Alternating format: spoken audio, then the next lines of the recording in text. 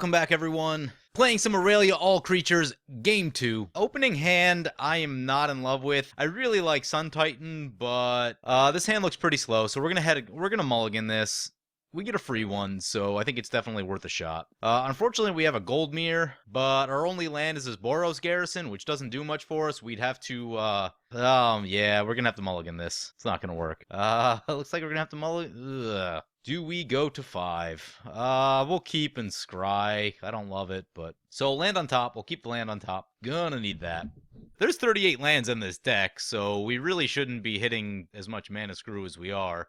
We could have kept the first hand, but it looked really slow. And we would have been able to get the Sun Titan down on turn 5, but we wouldn't really have anything to reanimate necessarily at that point. So we draw our Sacred Foundry. We'll play the Sacred Foundry tapped. No need to lose the life. And pass the turn. Let's take a look at what our opponents are playing. We have Tariel, Reckoner of Souls. Is 4, a white, a black, and a red for a 4/7 with Flying and Vigilance. Tap, choose creature card at random in target opponent's graveyard. Put that card onto the battlefield under your control. So, gonna be some kind of reanimator deck. It does have the difficulty of having to pull creatures out of its opponent's graveyard, which means that you need to find a way to get creatures into your opponent's graveyard, which can be tricky, especially if people aren't playing creature-based decks. So, next up we have Shram Senior Artificer. We've played Shram on the channel. I'll put a link in the description below. 1 and a white for a 2/2. Whenever you cast an aura, equipment, or vehicle spell, draw a card. So this is probably going to be a Voltron equipment or Voltron aura deck. Occasionally you'll see vehicle decks as well. But the one thing about Shram is that they're usually able to keep their hand very full because of all the constant card draw. So back to our turn. We missed the land draw right there, which isn't good. We're going to have to hope we catch one next turn. Play the land, play the Self-Esquire, pass turn. To finish up on our opponents, we have Ishai Ojata Dragon Speaker partnered with Rayhan, Last of the Abzan. Ishay is 2 white-blue for 1/1 flying. Whenever an opponent casts a spell, put a +1/+1 counter on it. Rayhan, Last of the Abzan is 1 black-green for 0/0. Enters the battlefield with 3 +1/+1 counters. Whenever a creature you control dies or is put into the command zone, if it had 1 or more +1/+1 counters on it, you may put that many +1/+1 counters on target creature. So it looks like it's going to be a +1/+1 counter deck. Opponent already has a Gyre Sage in play, so looks like they're definitely going on the +1/+1 counter theme. Foundry Inspector for the Shram Senior Artificer. Shram, by the way, also dropped down a Sigarda's Aid, which is really powerful with equipments and auras. Fertilid for the partnered opponent. That's going to trigger an Evolve on the Gyre Sage. Alright, we catch a land. Still need to make 1 more land drop before I'm really... well, 2 to 3 more land drops would be ideal. I would love to draw a Tithe. That would be the card that we really want to see. Or a land tax. For right now, yeah, we could swing somewhere. I don't know. I think I'll swing into the partnered opponent. Right now, I think this Gyre Sage is going to start producing crazy amounts of mana. I have a feeling because of the Gyre Sage that this opponent's going to be ahead in the game very soon. Probably starting next turn. So we'll start getting in some damage on them. Play a Temple of Silence for the Tariel opponent. I'm gonna get to Scry. Man, we would love a Scry right here. Seer's Lantern for the Shram opponent. Adds mana and gives him the ability to Scry 1. Cast their Shram. Oracle of Moldiah for the partnered opponent. Their mana production is about to get huge. So catches a land off the top. They have a Skull Clamp sitting on top of their deck. I definitely think this is going to be the opponent to beat in this game. And opponent swings in with Fertilid at us. I figured that might happen. I almost didn't attack with the Selfless Spirit just because I figured it would deter people from attacking us, but I feel like this opponent's going to get so far ahead that putting any amount of damage on them is going to be a good idea. We draw an Elesh Norn, which is awesome late game card, but we're stuck on 3 lands, so this game is not looking good for us. Right now, we'll just hold back the Selfless Spirit. I think that'll keep people from attacking us. It'll help us preserve our life total. Whip of Erebos for the Tariel opponent. So, Sword of Fire and Ice coming down. Shram's going to get to draw a card. And Sigarda's Aid trigger, so they do not need to pay the equip cost. No attacks by Shram. That is interesting. When you're playing that style of deck, you should generally be attacking, and especially if you have Sword of Fire and Ice. So Yamavaya Hollow comes down for the Rayhan opponent, and they're showing an Eternal Witness on top of their deck. Eternal Witness has never caused problems in the game of Magic. Rayhan of the Last Abzan coming down for the Rayhan Ishai opponent. That's going to trigger Gyre Sage to evolve 1 more time. I'm hoping this Tariel has some board wipes. In Mardu, they definitely should. If they've built their deck correctly. And board wipes are also something that Tariel wants to do since you want to put your opponent's creatures into the graveyard, so hopefully they're playing some removal. Our deck is very, very light on removal. Skull Clamp coming down for the Rayhan opponent. And gets a second land off the Oracle of Moldiah, showing a Kodama's Reach on top of their deck, so they're just going to be very far ahead on lands. Skull Clamp gonna get to draw some cards, and it's gonna trigger the Rayhan. Wayfarer Bauble coming down. All of the acceleration for the Rayhan-Ishai opponent. Equipping up their Skull Clamp again. Back to our turn. Oh, thank God, we draw a land. Oh, that's... We desperately needed that land right there. So, right here, the choice between Iroas and Tajik. I'm going to go with Tajik just because Tajik is a blocker. I don't suspect that either of them will get exiled, but Tajik does give us the blocker, which I do like. So I'm going to keep poking into the Rayhan opponent with the Selfless Spirit now that we can block with Tajik. Down to 36. Come on, board wipe. Entomb for our opponent. Oh, let's see what's going on here. So, opponent puts a Shieldred the Whispering One into their graveyard off of an Entomb. I have to imagine that'll be coming into play very soon. Shieldred is actually, Shieldred can actually get rid of our Tajik, which is kind of annoying. I presume that if they play Shieldred, everyone else will be looking to get it off the board as well, because it's a very powerful card. So opponent getting maximum value off of the Oracle of Moldiah. Shram passed their turn without playing anything. I assume that they have equipment in their hand that they're going to play with Flash and do it all on the end step with Sigarda's Aid, or at whatever time it makes sense. Mana Gorger Hydra coming into play. Pretty good card. Can equip it up with the Skull Clamp and actually sacrifice it. Interesting. Opponent revealing a Fathom Mage, top of their deck. Kodama's Reach for the partnered opponent. Gonna get even more lands. So the partnered opponent is about 15 cards ahead, card advantage-wise, of the rest of us. At this point, it's just going to be really difficult. Even if someone wipes the board, it's going to be really difficult because the Rayhan opponent has so many lands in play that they can recover very quickly, or at least much quicker than the rest of us can.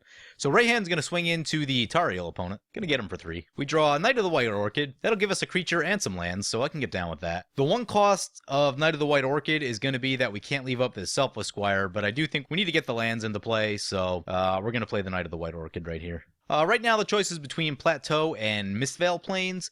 We don't have Sunforger in this deck, so there's not a lot of reason to grab Mistveil Plains right here, but we also don't have anything to do with the mana. I think we'll go with the Mistveil Plains, since we're not losing anything by it coming into play tapped. So that seems fine. I'm going to send the Selfless Spirit into the Rayhan opponent again. Just keep chipping away at their life total till they find some flying blockers. So down to 33 for the Rayhan opponent. So opponent's going to whip a Varabos, their Shieldred, back to play. That play seems a little bit suspect to me. I feel like there just has to be better plays that they can make. So Shieldred's going to attack the Shram opponent, which is very puzzling. As much as Shram is threatening and can kill you in one shot, the Rayhan opponent is very much the threat right now. So Shram down to 34, and Whip of Erebos is going to exile the Shieldred. That seems just like a really bad play. I would have much rather kept the Shieldred in my graveyard and just wait for something like Animate Dead or something of the like to get it into play, as opposed to exiling it with the Whip. If opponent knew that they were going to make that line of play, they'd be better off with something like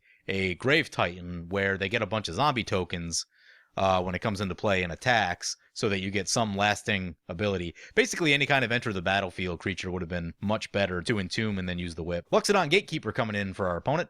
Artifacts, creatures, and lands your opponents control enter the battlefield tapped. That will be really annoying for us casting Aurelia. That means Aurelia essentially loses haste and won't be able to attack until the second turn she's in play. Also going to slow down our land production a bit as well, which is frustrating. Opponent's going to crack Wayfarer's Bauble. Shows an Abzan Falconer on top of their deck, which they will draw. Now showing a Chasm Skulker on top of their deck. Ugh. Abzan Falconer coming into play. Puts them at 40 and 6 commander damage. Back to our turn, we draw an Eldrazi Displacer. Oh man, we don't have any colored mana. This is tricky because I know there has to be a board wipe coming soon. If we had colored mana, I would totally play this Eldrazi Displacer and blink this Knight of the White Orchid until the cows come home. But without having that, I'm very nervous about a board wipe coming down and immediately killing our Eldrazi Displacer, which would be a huge problem for us. And even if we find the colorless land, it's still going to take a turn for the colorless land to untap. Ugh. I love the idea of holding up the Selfless Squire, but I'm still not sure that opponents really attack us with much of anything yet. We could play the Stonehewer Giant, but again, I'm still fearing the board wipe. Stonehewer Giant would allow us to do some things going forward. So Shram scoops the game up. That's going to make things interesting. I'm going to go risky and say that the board wipe... Actually, well, we have the Selfless Spirit out, so we can protect our Stonehewer Giant from a board wipe with the Selfless Spirit. So I'm down with that.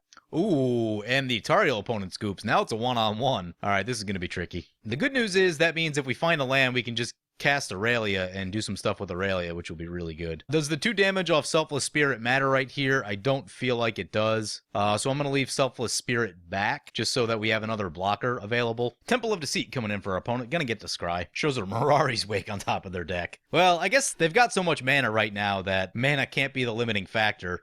More so, we need to be worried about whatever ginormous spell might be in their hand to use that mana on. Opponent says, love how folks just up and leave with no explanation. Nada, zilch, seriously. Yeah, kinda sucks. I'm filming this game too. Both of the opponents that scooped had almost 0 impact on this game. Not to say that we've done a ton. We've poked the Rayhan opponent for a little bit of damage, but they've done very, very little. Opponent says, if someone has to go, just say so. Yeah, how hard is that? Yeah, I agree. Juniper Order Druid coming into play. That is typically a combo piece with some Blink type cards, so we gotta be careful of that things don't get infinitely huge. Abzan Battle Priest. Each creature with +1/+1 counter on it has lifelink. Ooh, that's a problem. The other problem, too, is that with all these +1/+1 counters, everything's going to be out of range of Elesh Norn. And Chasm Skulker coming into play. Going to get some extra counters on it. Also, this Primal Vigor is down, so it doubles the amount of counters on things. Juniper Order Ranger, already huge. Opponent decides to attack with their Rayhan. It has flying. What gives it flying? Oh, the Abzan Falconer, huh? Each creature with +1/+1 counter on it has flying. Ew. Yeah, we're just gonna take the 3. Back to our turn, we draw a Mask of Memory. Oh, man. As much as I want to play the Mask of Memory, I feel like leaving up Selfless Squire is probably the correct play. So what I think we do, so what I'm gonna do right here is I'm gonna activate the Stonehewer Giant, go find our Sword of the Animist, put Sword of the Animist on Tajik. Oh, the Sword of the Animist land comes in tapped. That's a big problem. I probably just punted the game. Well, since we're already going down this line of play, we might as well just finish going down it. And we're going to attack with the Tajik, get a land. So Sword of the Animist is going to trigger. We'll get another land into play. It comes in tapped, unfortunately. Opponent's going to block with the Oracle of Moldiah, which will give them some card draw. As much as I don't want them to have card draw, opponent's already so far ahead that I can't imagine it makes that much of a difference at this point. Because we misplayed there, I'm going to play this Eldrazi Displacer and hope that we can catch a colorless land, because if we do, that means we can endlessly blink this Selfless Squire and just fog the damage that's going to come into us every turn. Mirari's Wake coming down. Opponent's got all the mana. Opponent attacks with everything. Oh boy. So that's 10. We probably have to block that. Yeah, we have to block the biggest one. Everything's got flying, so we can only block one thing. So we'll block with the Selfless Spirit. Sacrifice, give all of our things indestructible. We go down to 8. We can buy ourselves one more turn with the Selfless Squire. Opponent goes up to 61. We draw Gisela. Gisela is pretty good. Don't know when we'll be able to get Gisela into play, but she's still very good. We need to leave open 4 mana for our Selfless Squire, which gives us exactly enough to use Stonehewer Giant. Alright, so I think what we're going to do, we're going to have to hope opponent doesn't have removal. They haven't showed a lot of removal. We've seen most of the cards that they've drawn because of the Oracle of Moldiah. So I feel confident that this is going to work. We're going to play the Mask of Memory, equip the Mask of Memory, attack with Tajik. We'll just attack with everything. Make opponent think we're kind of on our last-ditch effort. We're going to get a Tajik trigger, and we're going to get a Sword of the Animist trigger. So we'll get another Plains. Tajik will get bigger, and we'll activate our Stonehewer Giant for a Sword of Feast and Famine, so we can untap our lands. Tajik's also now a 10/10. That's a thing. So we get a Sword trigger and a Mask trigger. So we'll draw with the Sword. Our land's untapped. We draw into a Plains. Plains is good. Ogre Battle Driver is interesting. I'm going to discard the Elesh Norn because it's tough to cast and it doesn't actually kill anything of our opponents, which is kind of frustrating. So if we're going to make a big play like that, it's definitely going to be Gisela first. So we'll discard the Elesh Norn, play the Plains.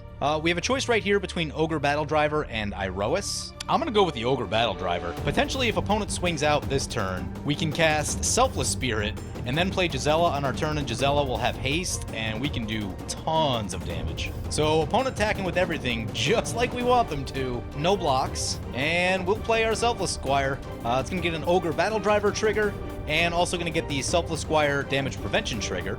We prevent 39 damage, so... Oh my god, so the Primal Vigor doubles the counters that go on to Selfless Squire. So Selfless Squire's just a 78. It's got 78 counters on it. Opponent says good game. Oh yeah, alright. Oh, what happened? The game closed. Nice. That worked out perfectly.